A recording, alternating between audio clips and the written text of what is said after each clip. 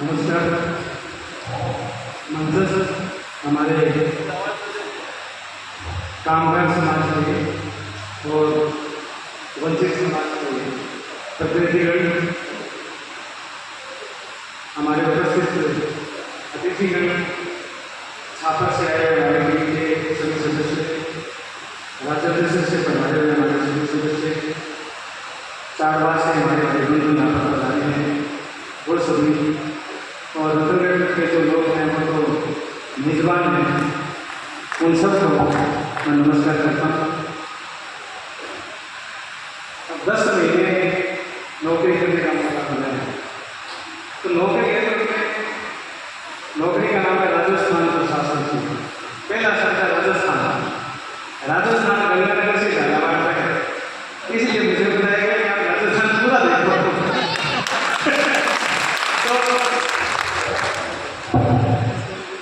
उन्हें पता नहीं कि हम झालावाड़ पहले 3 साल पहले भी देख के आए हैं।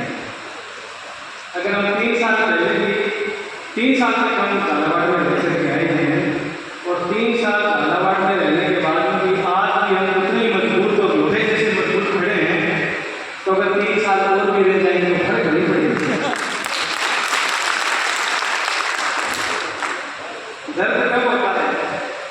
जब हम अपने लोगों को शिक्षा की बात करते हैं, और कुछ नहीं, सिर्फ शिक्षा, सामाजिक चेतना, बुराइयां छोड़ के एक जगह पर बैठिए और अपने बच्चों को पढ़ाइए। वो नौकरी में जाएंगे, शासन में प्रशासन में जाएंगे, उनको नियम का, कानून का, अधिकारों का ज्ञान होगा, तो उनकी आने वाली पीढ़ियां भी इस देश की कामयाबी के अंदर अपना रोल प्ले करेंगी। क्या ये बुरी बात है? लेकिन जब हम अपने समाज के भले की बात करते हैं तो फिर किसी को क्यों बुरा लगता है? उनको दर्द क्यों होता है? हम जब कहते हैं, हमारे आंखों पर बोलता हूँ, जो हमारे एससी के साथी हैं और जो ओबीसी के साथी हैं, उनको बोलता हूँ, एससी मतलब समाज और ओबीसी का मतलब और बचे हुए समाज। जब हम इनकी बात करते हैं तो दर्द क्यों होता है? जब हम ये बताते हैं कि आप अपने राजन को बड़ा कीजिए, एक मंच पर आइए और बच्चों की एजुकेशन के लिए काम कीजिए, तो तकलीफ किसी को भी नहीं होनी चाहिए। अगर देश का बच्चा पढ़ेगा तो देश तरक्की करेगा, देश का बच्चा पढ़ेगा तो उसमें कामगार समाज का भी बच्चा पढ़ना चाहिए। अगर कामगार समाज का बच्चा पढ़ना चाहिए तो वो नौकरी में, शासन में, प्रशासन में कैसे जाएगा? उस पर भी काम करना है। जब हम बच्चों को ये बताते हैं कि दिल्ली यूनिवर्सिटी में जाकर के पढ़ोगे तो कहाँ प्रोफेसर बनोगे, दुनिया में दूसरे देशों में जाकर के आप नौकरियां करोगे, तो किसी को तकलीफ नहीं होनी चाहिए। लेकिन उनको ऐसा लगता है कि अगर इतना बड़ा समाज जाग गया और एक राजन पर आ गया तो जागने के बाद पता नहीं कितने कदम चल पड़े, और कई कदम चल पड़े तो उनके कदम रुक जाएंगे। परेशानी ये है, वो अपने प्रयासों में लगे रहेंगे, हम अपने प्रयासों में, और हम कब तक लगे रहेंगे? जब तक हम जिंदा हैं तब तक हम लगे रहेंगे। किशन का एक शेर है, वो मुतमईन है कि पत्थर पिघल नहीं सकता, वो मुतमईन है कि पत्थर पिघल नहीं सकता, मैं बेकरार हूं आवाज में अक्सर के लिए, तो एक न एक दिन तो हमारे समाज की आवाज में उठेगी। हम चले जाएंगे यहाँ से, हमें यहाँ से निकाल दिया जाएगा। लोगों के दिलों से कैसे निकाला जाएगा? क्या उसका कोई तरीका है? क्या निकाला जा सकता है? दिलों में जगह बनाने के लिए दिलों में उतरना पड़ता है, और जब आदमी खुद उतरता है तो बाहर नहीं निकलता। लोग तो दिलों में नस्ल उतारने को तैयार है, हम तो खुद उतरने वाले हैं। नौकरी में मेरे 10 महीने में कोई भी व्यक्ति किसी भी जाति का हो, किसी भी धर्म का हो, किसी भी समाज विशेष का हो, चाहे वो दलित हो, सवर्ण हो, ऊंचा हो, नीचा हो, मजबूत हो, पैसे वाला हो, गरीब हो, मजदूर हो, मेरे चैम्बर में मैंने हर एक आदमी की पूरी सुनवाई की, बिना उसका जाति उसकी धंधे में सुनवाई की, और कोशिश की है कि उसकी जो समस्या मैं हल कर सकता हूँ वो मैं करूँगा। क्यों? क्योंकि मेरा धर्म बनता है।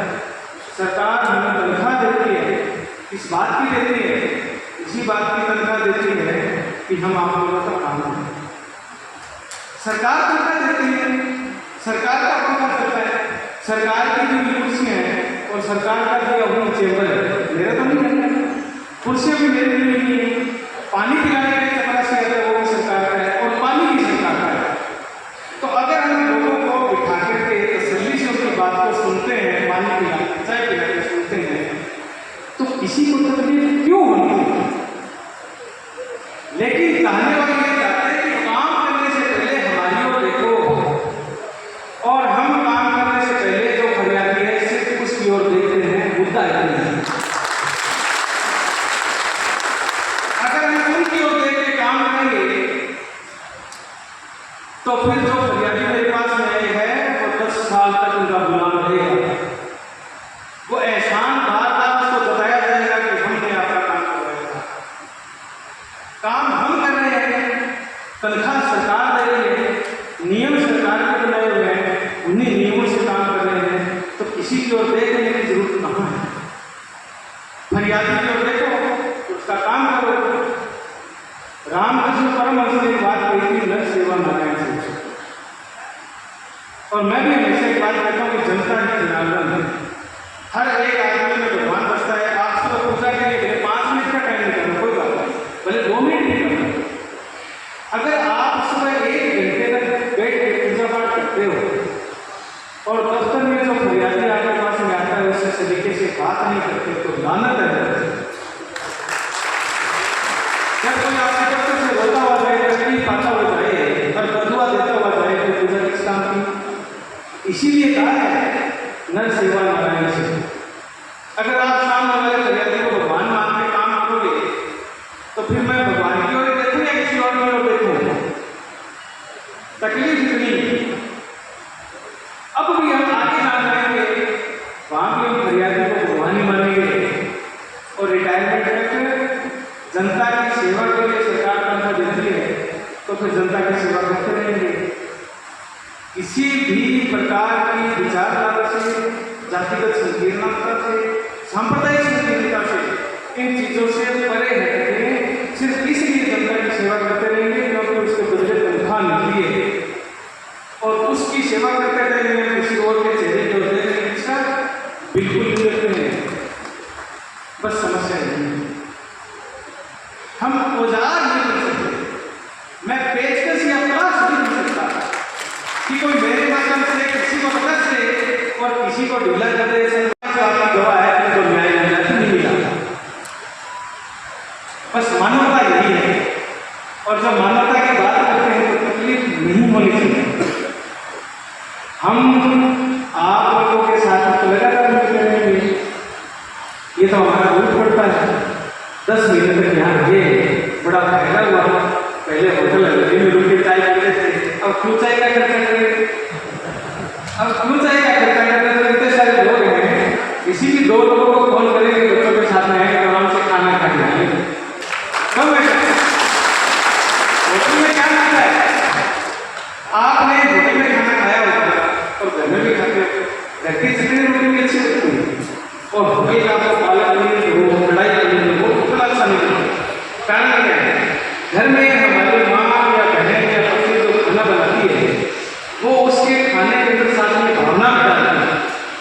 होटल का मेरा जो है तो उस खाने के साथ में खाना खत्म होने के बाद में बिल पेश करता है। भावना नाम की कोई चीज़ नहीं होती है, तो हम बिल पेश करके बिना भावना वाला खाना क्यों खाएंगे? हम तो अपने परिवारजनों के पास में भावनात्मक रूप से सब्जियों भी खाएंगे और उनको हो सकता है इसमें भी तकलीफ हो तो बता के आएंगे कि फलाने आए। फोन वोन करना तो पहले कर देना, ताकि तीसरे चौथे को भी हम फोन करके बता दें कि भूखे नहीं चलना है। ऐसा है, हम जिस काम को लेकर के लगे हुए हैं कब से, इनको लग रहा होगा अब से नहीं, पिछले 25 साल से लगे हुए हैं, 25 साल। और 25 साल में जहां भी रहे यही मानवता के काम किए। ये विदाई समारोह पहली बार नहीं है, इतने बड़े बड़े विदाई समारोह में 5 देश हुआ। क्यों? क्योंकि अगर जनता की सेवा करेंगे तो जनता आपको निश्चित रूप से 2 चीजें देगी। भौतिक रूप से जो दिखता है प्यार, वो तो ये देगी जो कि दिख रहा है, और वो जो दुआएं देगी ना, वो आशीष देगी, उनके दम पर मेरे बच्चे कामयाब होंगे। ठीक है, तो जब 2-2 चीज की इनकम हो रही हो तो कोई सा काम क्यों नहीं करेंगे? अभी हमने बच्चों की पढ़ाई के लिए काम किया। हमने कोशिश की थी हमारे बच्चों को ये बताने वाला कोई नहीं है कि दिल्ली यूनिवर्सिटी के कौन कौन से कॉलेज अच्छे हैं, वहाँ पर कहाँ पढ़ाया जाए बच्चे को, कि वो अपना भविष्य अच्छा बना सके, दूसरे देशों में जाकर के पढ़ सके, कहाँ पर कम फीस में अच्छी छात्रवृत्ति के साथ में बच्चों को पढ़ा सकते हैं। इसके लिए हमने कामगार समाज के बच्चों को भी बुलाया और इसके लिए हमने ऐसे समाज के बच्चों को भी बुलाया। उस काम को हम आगे भी जारी रखेंगे। हमारे यहाँ जाने मात्र से तो काम तो हो नहीं जाएगा, वो काम जारी रहेगा। यहाँ से बच्चों को चयन करके हम भारत की सबसे टॉप की जो यूनिवर्सिटीज हैं उन यूनिवर्सिटीज में घुमा करके रहेंगे। कौन रोकेगा और क्यों रोकेगा? बच्चे जब जाके आएंगे तो उनको दुनिया का पता चलेगा, और जब दुनिया का पता चलेगा तो किसी के गुलाम नहीं रहेंगे। वो ये जो सामाजिक गुलामी है ना, मानसिक गुलामी है, इन बेड़ियों को तोड़ना चाहते हैं। और ये बेड़ियां कैसे टूटेगी? एजुकेशन से टूटेगी। जब एजुकेशन की बात करते हैं तो गलत होता है।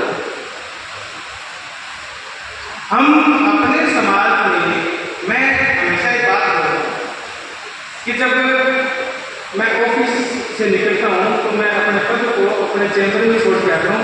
ऑफिस से बाहर जब घर आता हूँ तो राम कुमार आता है, ऐसे नहीं है। और मेरे घर पर कोई व्यक्ति यदि आया है ना तो मैंने उसको एसडीएम के तौर पर ट्रीट नहीं किया, राम कुमार के तौर पर भी ट्रीट किया है। क्योंकि 60 साल बाद में मैं सिर्फ राम कुमार बचूंगा, एसडीएम नहीं बचूंगा। तो जब मुझे पता है कि 60 साल के बाद में मैं राम कुमार बचूंगा तो मुझे आज ही मानना चाहिए कि शाम को 6 बजे के बाद में राम कुमार ही हूँ। इसमें किसी को क्या तकलीफ है? अगर मैं इंसान बन के रहना चाहता हूँ तो सही क्या हो सकता है? क्या 24 घंटे जरूरी है? अरे भाई, आम आदमी बनते रहो, सलीके से रहो, आदमी की तरह रहो, आदमी से बात करो, उनका क्या है।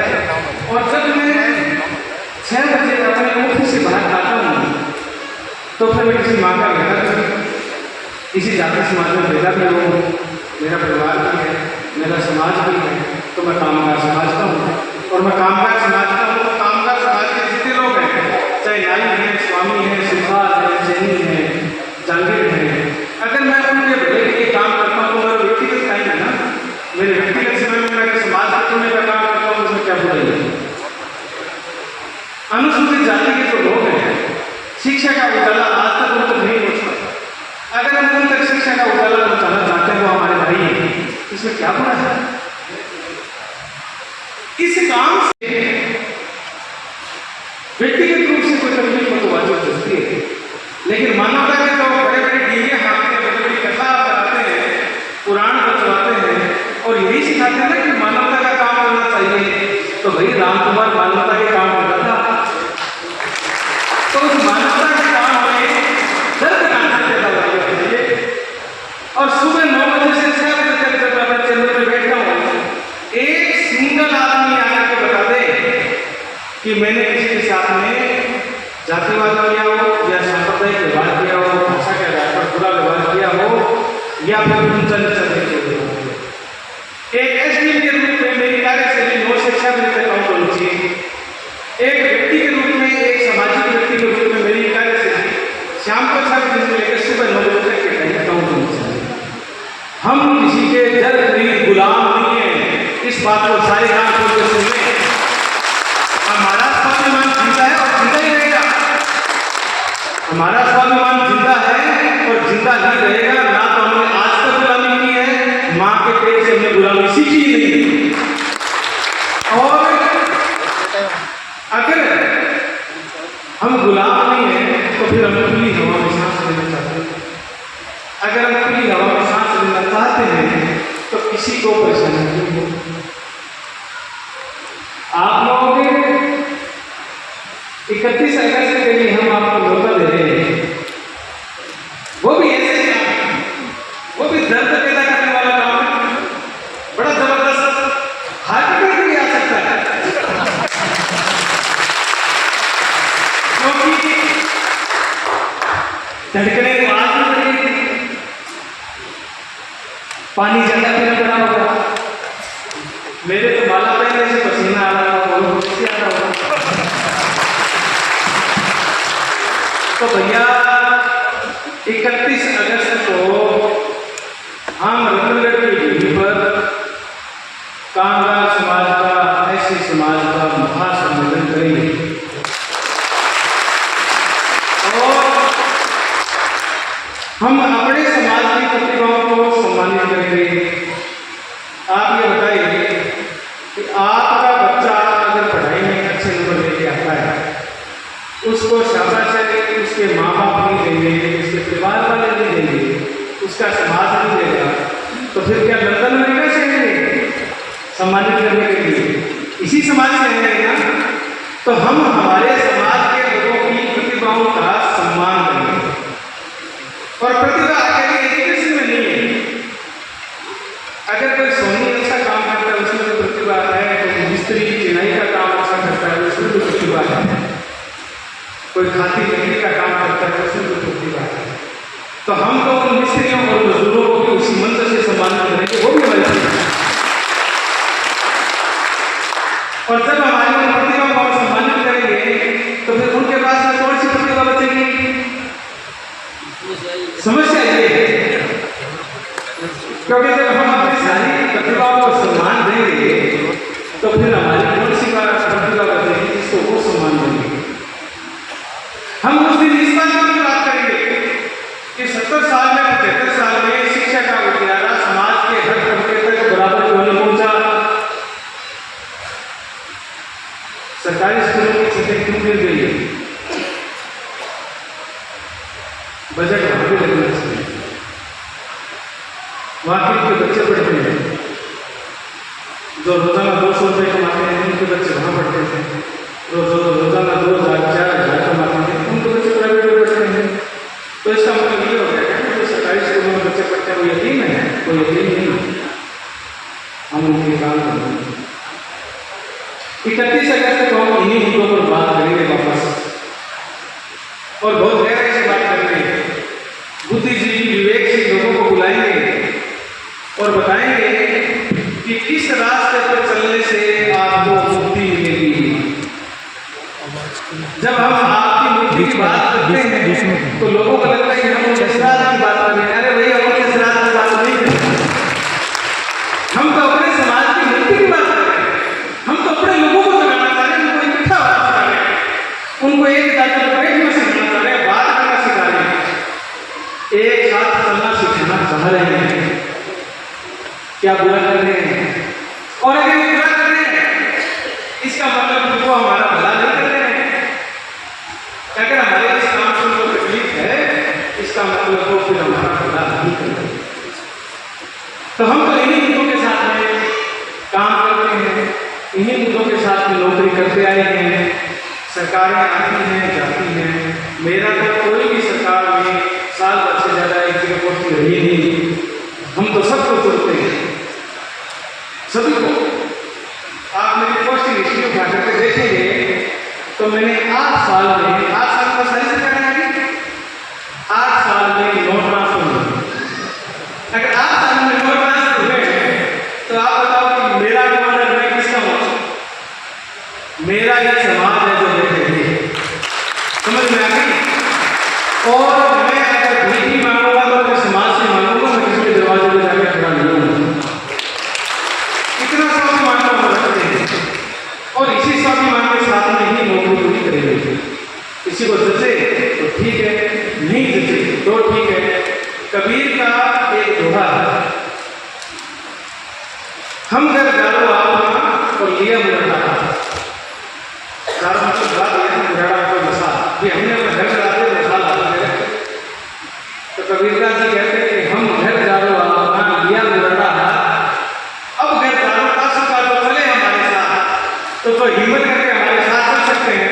हम उनको उजाले का रास्ता दिखा सकते हैं। अगर सामाजिक अन्याय कहीं होता है तो वो हमें विचलित करता है। तो किसी भी परिवार के साथ पूरे भारत में कहीं भी होता है, हमें दुख होता है। उस चिंता के कारण हम बहुत बार परेशान होते हैं। और अगर एक बार आपके मन में समाज के लिए दर्द पैदा हुआ, मैं दावे से कहता हूँ वो ताउम्र आपका दर्द वो एक साथ और पड़े नहीं गए। दुखिया सुखिया सब संसार में खाए हम लोग जिंदगी जीते हैं। सही है रोजमर्रा के काम करके कोई अपना धंधा कर रहा है, बिजनेस कर रहा है, दिहाड़ी मजदूरी कर रहा है, 800 रुपये कमा के ला रहा है, आज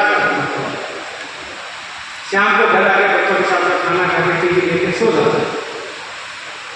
सुखिया सब संसार में खाए और सोए। दुखिया दास कबीर है जाके जिसको ये जागृति पैदा होती है कि समाज बड़ी विकट स्थिति में है, दुखद स्थिति में है, छोटी छोटी बातों के लिए उसको बड़ा हाथ लगाना पड़ता है, फिर चैन नहीं पड़ता है। वो जो बेचैनी है ना, वो बेचैनी हमारी खत्म हो जाए तो हम ये सामाजिक काम करना बंद हो जाए। बेचैनी खत्म होती नहीं और उसके बिना सामाजिक काम होता नहीं। सामाजिक काम होता नहीं कि लोगों को तकलीफ हुई नहीं, बस इतनी सी ही इतना सा फर्क चल रहा है। अब तक की नौकरी का झालावाड़ में टिकेंगे, साल बाद फिर चेंज हो जाएंगे, कोई परेशानी नहीं है। सरकार ये देती है, सामान यहाँ से लेके जाने का किराया देती है, वापस जाने का भी देती है, तनख्वाह पूरी मिलेगी, गाड़ी वहाँ भी मिलेगी, नौकर चाकर वहाँ भी मिलेगी, आपके जैसी जनता वहाँ भी मिलेगी, जिसको हम जनार्दन मानेंगे।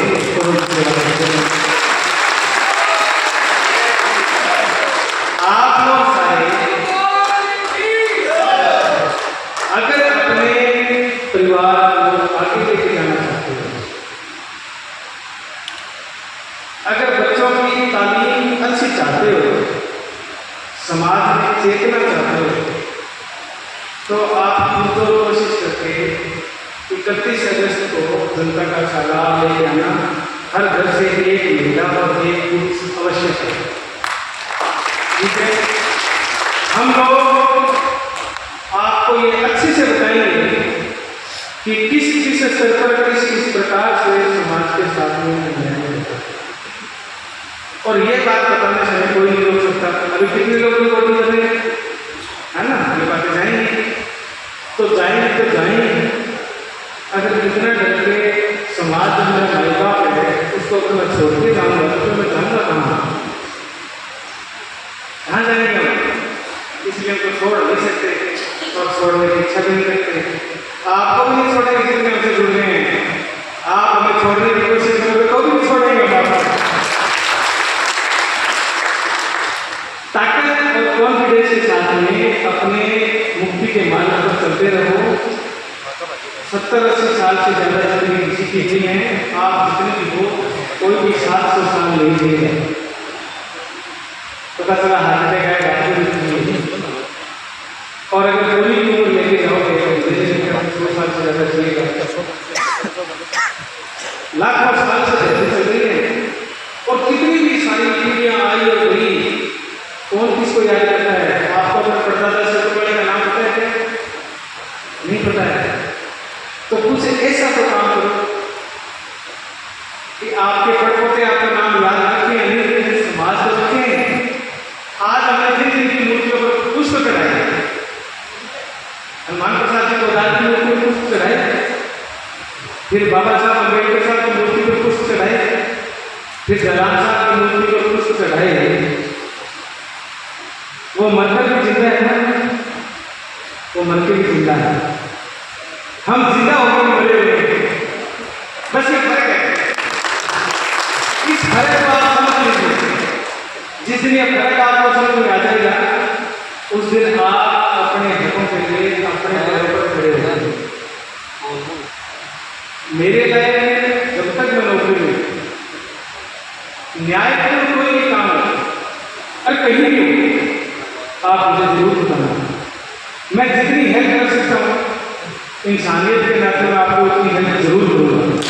मेरी कुछ सुनाई थी, हम इसी के लिए रतनगढ़ का हर एक नागरिक 2,81,000 वो सारे ले रहे थे। हम उन लोगों के साथ क्यों? क्योंकि हमें तनख्वाह उन लोगों की सेवा के लिए मिली है। ये नौकरी उन्हीं की सेवा के लिए मिली है। आपने नौकरी का नाम पर गौर नहीं किया, इसके साथ आप बात करते नौकर उस नौकर से तो मेरी जब बड़ी की मात्रा लगा देते हैं तो बढ़ती नौकरी। तो अल्टीमेटली क्या हुआ? नौकर। और हमारी सेवा का नाम है राजस्थान प्रशासनिक सेवा। जब काम सेवा का है तो फिर यहाँ से चले जाएंगे तो मान जाए कोई बात बताएंगे तो हम सेवा की खर्चे नहीं, ठीक है? मिलते रहिएगा, अपने आप को जिंदा महसूस किया करो रोजाना कि हाँ अभी तो मैं जिंदा हूँ। अगर आपने अपने आप को जिंदा महसूस करना चालू कर दिया तो आपके बच्चों की तरक्की के मार्ग को, आपकी तरक्की के मार्ग को, न्याय के मार्ग को प्राप्त करने में कोई आपको नहीं रोक सकता। इन्हीं शब्दों के साथ में जय हिंद, जय भारत, भगवान विश्व जय श्री राम।